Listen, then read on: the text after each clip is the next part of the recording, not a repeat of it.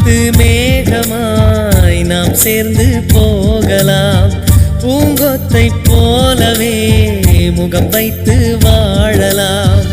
நம் சிரிப்பை படம் பிடித்து வாழ்த்து மடல் வழங்கிடலாம்.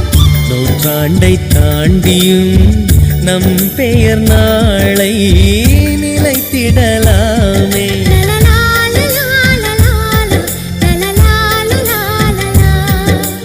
Happy new year, happy new year வந்ததே. அன்பை சொல்லி ஆசையுள்